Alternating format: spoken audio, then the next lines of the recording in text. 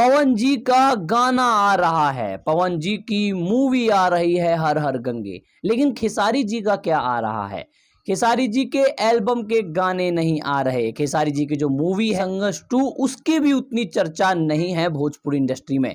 खेसारी जी की चर्चा है तो सिर्फ एग्रीमेंट को लेकर, लेकिन ना उनके एल्बम के गाने की चर्चा है, ना उनके फिल्मों की चर्चा है। लेकिन दूसरी तरफ पवन सिंह जी का कोई विवाद नहीं है, उनके फिल्म की चर्चा है हर हर गंगे, और वहीं पर उनके गाने की चर्चा है तुझे ना देखूं तो चैन।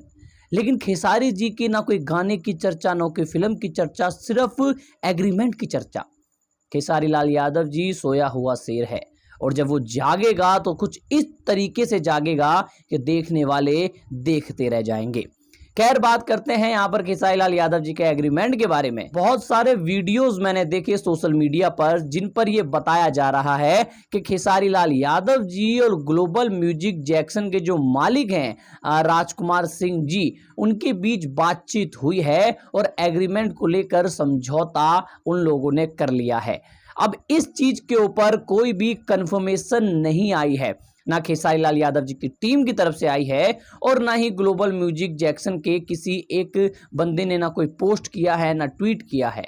तो कहीं ना कहीं सोशल मीडिया पर आप जो वीडियोस देख रहे हैं कि राजकुमार सिंह जी और खेसारी लाल यादव जी के बीच में समझौता हो चुका है, तो अभी तक ऐसा कुछ नहीं हुआ है। और अगर हो भी गया होगा तो अभी तक कोई कंफर्मेशन न्यूज, कोई पोस्ट, कोई ट्वीट ना ग्लोबल म्यूजिक जैक्सन की तरफ से आया है और ना ही खेसारी लाल यादव जी की तरफ से आया है।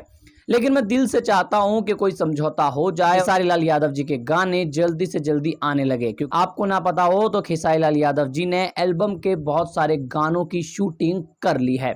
खैर, आप लोग क्या सोचते हैं खेसारी लाल यादव जी और उनके एग्रीमेंट के बारे में? कमेंट करके अवश्य बताएं, और पवन जी की फिल्म हर हर गंगे और उनके गाने के बारे में, उसके बारे में भी कमेंट करके अवश्य बताएं।